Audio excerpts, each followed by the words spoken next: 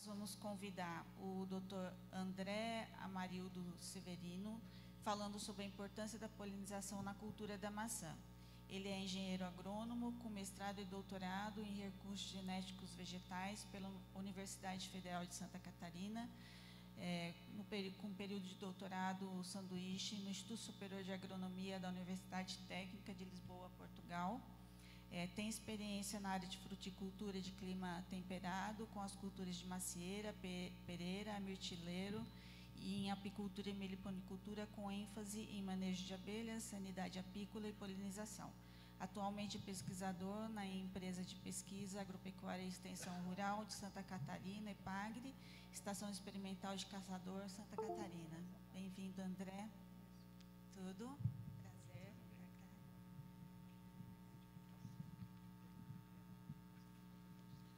Então, pessoal, um bom dia a todos. Uma satisfação estar aqui presente com esse monte de feras do mundo das abelhas. E eu vou apresentar um pouquinho aqui do que a gente faz com polinização em maçã, alguns problemas, algumas coisas que a gente tem.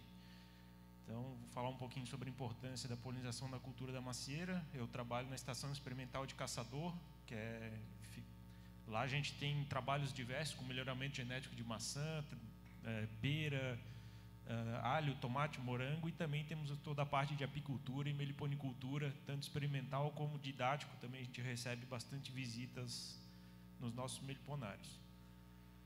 Nós estamos localizados, então, lá no meio oeste de Santa Catarina. É um pouquinho mais frio do que aqui, né, pelo jeito, e isso é um desafio para nós, pensando no mundo das abelhas, né, se pensar que se colocar um termômetro onde tiver uma larva de abelha lá dentro, no meio da área de cria aberta, vai estar 35 graus. Pode estar aqui, 6,5 negativo. Lá dentro da área de cria vai estar 35 graus. A abelha precisa comer muito para manter essa temperatura. Então, para nós é sempre um desafio a manutenção das colônias de abelhas. E qual que é a importância da cultura da macieira? A gente tem um clima frio, similar a um clima temperado, então a gente tem algumas culturas de clima temperado sendo cultivadas lá. A mais importante é a maçã. A maçã, para ter uma ideia, em 2021, desde o plantio, manejo, colheita, exportação, movimentou em torno de 7 bilhões de reais. Então, isso é uma cifra muito grande. Se a gente pensar que só o mel no Brasil inteiro não movimenta 1 bilhão de reais por ano, só a cultura da maçã, que é quase 100% dependente de abelhas, movimenta 7. Então, a gente tem uma importância econômica muito grande. E a maçã, para ela ser vendida, ela é vendida por categorias. Então, a categoria que mais dá dinheiro para o produtor é a extra especial e a categoria 1, que é a maçã perfeita. É isso aqui. E para ter essa maçã perfeita, a gente precisa realmente ter uma polinização muito bem feita. A maçã extra é isenta de defeito e tem um peso mínimo de 105 gramas. E uma maçã, para ela ter um bom peso, ser graúda, que a gente chama, ela precisa ser bem polinizada, precisa ter um número grande de sementes lá dentro. E a partir do momento que elas vão tendo defeitos, elas vão caindo de categoria e o preço também vai caindo. Essa tabela mostra, então, a relação entre retorno econômico, produtividade, preço recebido, e o que está em vermelho é prejuízo para o produtor e o que está em azul é lucro. Quanto maior o preço recebido, melhor a qualidade de fruto, ou seja, mais polinização a gente teve. Então, hoje, a média de produtividade da maçã no Brasil é 30 toneladas por hectare. Para você ter lucro, você tem que produzir quase 100% CAT1 e extra. Então, a gente precisa trabalhar hoje, o produtor de maçã, para ter lucro, precisa trabalhar muito forte a polinização. Ao mesmo tempo que, se eu tiver uma produtividade de 80 toneladas por hectare, aí se eu receber menos, produzir uma maçã de menor qualidade, eu até tenho lucro. Só que para produzir 80 toneladas por hectare, eu tenho que ter uma polinização muito forte, porque a abelha influencia não só na qualidade do fruto, mas também na frutificação efetiva. Por quê? O professor Breno apresentou ontem alguns dados sobre necessidade de alguns cultivos. A maçã, a gente fala que ela é 90% dependente da polinização. E aqueles outros 10%, na verdade, é de frutos sem sementes que, às vezes, a maçã consegue produzir. Só que, quando a gente tem produção de frutos partenocárpicos, frutos sem semente, normalmente são frutos pequenos e com algum grau de deformação que cai de categoria. Então, para a gente produzir CAT1 ou extra, que é o que remunera bem o fruticultor, a gente precisa de polinização. Aqui, uma maçã torta dessa, se vocês verem no mercado, vai ser muito difícil ver no mercado, porque essa maçã torta já cai de indústria. Isso é um defeito severo, né? Então, vai para a indústria. Então, ali, enquanto o produtor está ganhando até R$3 o quilo, aqui embaixo ele está ganhando 12 centavos o quilo. Tá? Isso aqui não remunera nada para o produtor de maçã. E aqui dá para ver claramente, o professor Breno mostrou ontem também, ó, onde tem semente, o fruto cresce, onde não tem semente, o fruto fica deformado, né, e diminui muito a qualidade do fruto. Aí mais uma imagem mostrando, um fruto sem semente, deformado, que é fruto de indústria. Na pera, a mesma coisa. A pera eu tenho um comportamento muito similar ao da maçã. Minha tese de doutorado eu trabalhei com pera. Lá a gente tem uma pera bem polinizada, com um monte de semente dentro e um fruto comercial. Aqui uma fruta só com uma semente. A gente vê onde tem a semente ainda desenvolveu ali a fruta, e aqui do outro lado o fruto torto, que também vai para a indústria. E quando a gente fala em polinização na maçã, né, muita gente, quando a gente fala em polinização, acha que é simplesmente levar a abelha para o pomar, deixar lá e acabou. Cada vez mais a gente tem falado em manejo integrado da polinização. Né? Muito se fala em manejo integrado de pragas, manejo integrado de doenças. Na maçã a gente fala cada vez mais em manejo integrado da polinização, porque a polinização precisa ser pensada desde antes do plantio do pomar. Né? A gente precisa plantar variedades que sejam compatíveis entre si, que floresçam na mesma época. Depois do plantio do pomar feito, com a quantidade de plantas polinizadoras adequada, produtoras adequadas, a gente precisa conduzir as plantas para produzir flor. Então a gente precisa arquear ramos, fazer raleio de frutos. Então tem todo o manejo do pomar para que sejam produzidas flores. Para no final, a última coisa que a gente vai pensar na polinização da maçã é colocar abelha. Tá? E é outra etapa muito importante também. Então hoje, né, na maçã, a gente fala muito nisso, manejo integrado da polinização, porque é bastante complexo. E o que a gente quer deixar o que é mais importante é que polinização na maçã é toque. A gente precisa de abelha tocando a flor. Principalmente com polinização cruzada, né? O professor Breno falou ontem sobre clones na maçã. A propagação é por clones. Então, por exemplo, um plantio de gala é 100% gala. Não adianta eu levar o pólen de uma planta de gala para outra de gala, que não vai adiantar, a genética é a mesma. Então a gente precisa pólen de Fuji caindo nas flores de gala e pólen de gala caindo nas flores de Fuji. Aí sim vai funcionar. E aqueles 10% que a gente falou que não depende muito da abelha, ainda assim a abelha estimula a formação de frutos sem sementes só pelo toque da flor. É uma partenocarbia estimulativa que nós chamamos. E quando a gente fala em polinização na fruticultura, então a gente tem alguns problemas, e eu vou trazer só 4 aqui. A gente poderia ficar falando o dia inteiro sobre problemas de polinização na maçã. Eu vou trazer alguns que a gente hoje considera os mais importantes. Primeiro, densidade de colônias inadequada para a realidade dos pomares atuais. Os primeiros plantios de maçã foram daquele jeito lá, o que vocês estão vendo, um plantio de 1974 em São Joaquim, 400, 500 plantas por hectare, em média 380 mil flores por hectare. Os pomares mais modernos, hoje a gente está falando em 10 milhões de flores por hectare, pelo menos. Tá? Então, naquela época, os estudos que foram feitos, 2 colônias por hectare era o suficiente para uma produção comercial satisfatória. Hoje, nesses pomares aqui, a gente tem uma recomendação de 6 colônias por hectare, baseada em estudos. Então, é uma quantidade bem maior do que era recomendado. Só que em Santa Catarina, se a gente for fazer as contas, hoje a gente estima que das 358 mil colônias que a gente tem no estado, só 52 mil são utilizadas na polinização. Dividindo aí o número de colônias pelo número de hectares, a gente vai chegar em 3 colônias por hectare, em média. Ou seja, a gente está usando ainda a metade do que é recomendado hoje pela ciência. Tá? Então, a gente está subutilizando as colônias. E se a gente pensar que os pomares mais modernos hoje são desse tipo, nós estamos falando em altíssima densidade, mais de 20 milhões de flores por hectare. Tá? Isso aqui é uma floração extremamente rápida, concentrada. A gente precisa que aqueles toques sejam feitos em 1 ou no máximo 2 dias. Né? O professor Breno também falou da questão de número de grãos de pólen que precisam cair certinho no estigma. Então é uma quantidade de pólen muito grande que precisa ter nos estigmas. Então não são só 20 milhões de toques, são muito mais. Então, para isso, a gente precisa de muita abelha. Aí fica a pergunta, Será que 6 colônias por hectare é o suficiente? Eu acredito que não. Aqui, esse tipo de pomar a gente tem que trabalhar com no mínimo umas 12 colônias por hectare. E aí vem outro problema, né? Que tipo de colônias são utilizadas para polinização? Uma imagem vale mais que 1000 palavras. Isso aqui não vai polinizar o quê? A abelha morrendo de fome, ó, sintoma característico de fome. Eu nem boto palavras. Um apicultor que leva esse tipo de caixa para um pomar foi pago R$100 nisso aqui para fazer polinização em pera. O apicultor tinha que levar uma surra. A gente precisa disso, né? A gente precisa de abelha. A polinização é toque. A gente precisa de muita abelha. E na maçã, uma coisa que é muito importante, a gente precisa fase de larva. A gente precisa de rainhas jovens.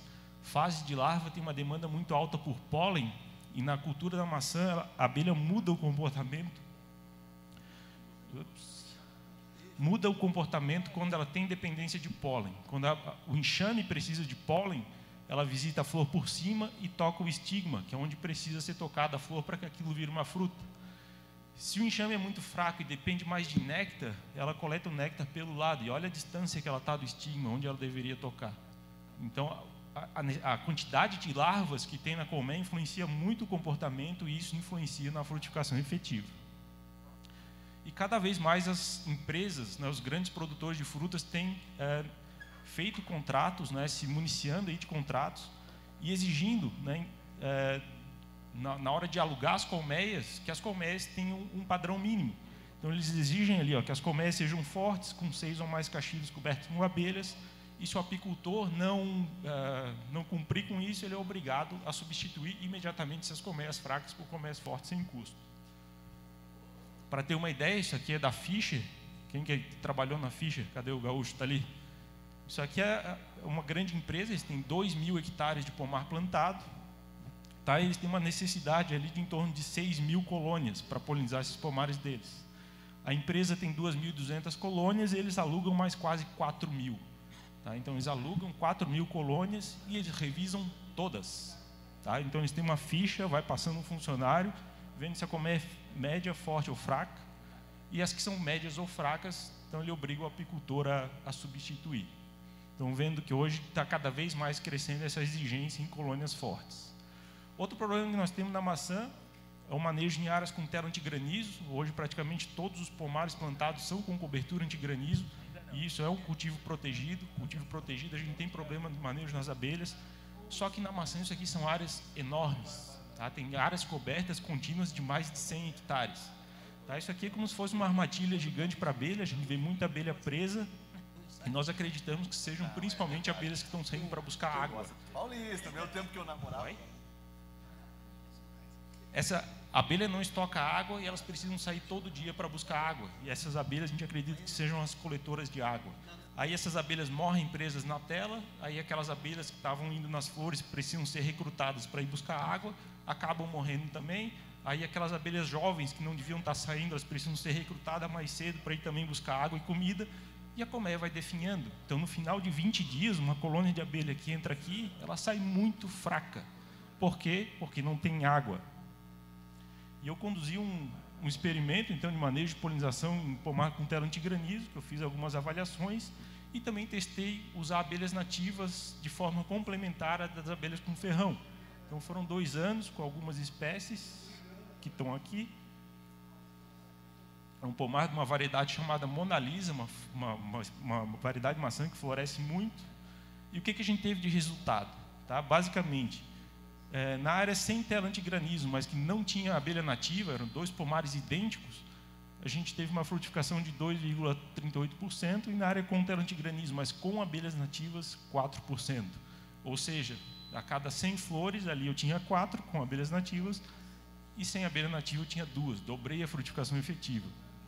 Aumentou o número de sementes, aumentou o número de quilos por planta, a gente colhe toda a maçã da planta, pesa, mede, faz várias análises, e no final das contas, no pomar aqui, com o uso de abelha nativa, complementando a abelha com ferrão, a gente tinha quase 6 toneladas por hectare a mais de maçã. Ou seja, as abelhas nativas têm um papel aí muito bom na polinização da maçã.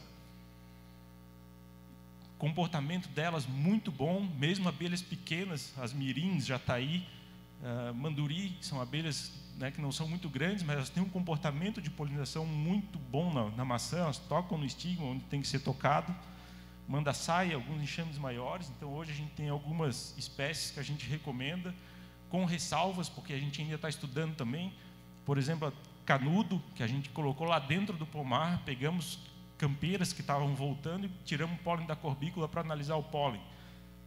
A canudo, ela não ia na maçã. Então a gente viu que ela estava dando jeito de sair e ir para os matos que estavam em volta, mas as outras tinham bastante pólen de maçã. E estamos testando bebedouro para abelha também. Então é um protótipo que a gente está fazendo. Isso aqui é um pomar de ameixa com tela antigranizo, que a gente está fazendo um teste. É uma coisa impressionante. No momento que a gente libera a água ali, não dá 2 minutos, já tem abelha vindo visitar. Então estamos testando para ver se isso influencia também na frutificação dos pomares. Outro problema, né, a parte de logística, mecanização do transporte de colônias, ainda é muito precário. Nós temos uma apicultura migratória na maçã para polinização desde a década de 70, e desde a década de 70 ainda é assim.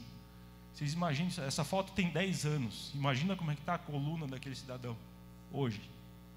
O cara deve estar destruído, tá? E a maioria deve estar assim. Então hoje a gente precisa evoluir muito na mecanização do transporte. Temos alguns bons exemplos, né? O professor Breno mostrou um negócio parecido com esse ontem, mas esse aqui funciona. Eles fazem o transporte tudo mecanizado em cima de pallet e fazem bem no final da tarde. Ah, morre a abelha? Morre, só que morre pouco. E a diferença é que isso aqui é um apicultor profissional, né? Esse aqui é tudo rainha nova, ele troca de rainha todo ano, então um pouco de abelha que morre aqui, a abelha em um dia ela coloca ovo suficiente para repor essas abelhas que morreram. Esse tipo de coisa só funciona se tiver abelha rainha jovem. Se for um apicultor meia boca com rainha velha, isso aqui não dá para fazer, porque o enxame vai morrer. E aí quem faz força, né, é o trator. Aí se consegue fazer um negócio em maior escala. Outra coisa que nós temos feito também é distribuição via imagem de satélite. Então nós colocamos também, a gente tem visto lá na canola, né, o Patrick, não sei onde é que está, mas na canola o que o pessoal faz? Eles colocam as colmeias tudo numa linha do lado da lavoura e a gente vê uma produção muito grande próximo das colmeias, conforme se afasta vai diminuindo. Então na maçã o que a gente faz? A gente tem estudos que mostram que o raio de melhor eficiência para a frutificação efetiva é em torno de 150 metros em volta das colônias. Então o que a gente faz? A gente faz pequenos apiários. Então aquele lá, por exemplo, é um pomar de 85 hectares, e nós tínhamos disponível 340 colmeias. O que fizemos foi traçar alguns círculos com raio de 150 metros e colocar os apiários ali bem posicionados em locais estratégicos. Então, é a cabeceira de fila, rua do pomar, pátio de descarregamento, onde o apicultor consiga chegar com o caminhão e descarregar para não precisar ficar levando um monte de abelha no meio das filas e nem concentrar tudo num lugar só também. Então, a gente faz hoje uma distribuição muito mais inteligente dessa maneira, com uma eficiência muito grande, facilitando tanto para o fruticultor quanto para o apicultor. Também estamos orientando o pessoal da fruticultura, né? Isso aqui são os caixotes de madeira que eles usam para colher a fruta, vira aquilo ali de cabeça para baixo para colocar as colmeias em cima. Então, o apicultor que vai levar e descarregar na mão, ele não precisa se abaixar. Ele tira da caminhonete, coloca em cima do negócio, com uma ergonomia muito melhor. E outra coisa que a gente também vai ser falado amanhã sobre política, mas eu já quis trazer hoje um programa do governo do estado sobre polinização. Acho que o Santa Catarina foi pioneiro nisso aqui, que o governo ele subsidia R$10.000 para produtores rurais de qualquer coisa, né? O carro-chefe é maçã, mas tem cabutiá, soja, já acessaram esse programa. O governo ele dá R$10.000 para o produtor rural, ele pode pagar em 5 anos sem juros para alugar colmeias. E a ideia desse programa é mudar a mentalidade dos produtores. Então, eles veem incremento de renda, né, de produtividade e renda, obviamente, e com isso passem a alugar mais colmeias e também a preservar mais as colmeias de abelhas. Então, um programa que começou faz pouco mais de 1 ano e está em andamento lá no estado de Santa Catarina. Eu tenho alguns folders ali, depois eu posso distribuir para vocês. Podia falar o dia inteiro sobre maçã, polinização de maçã, então rapidamente foi isso. Deixo o meu contato aqui para quem quiser ir tirar dúvidas futuras e agradeço oportunidade.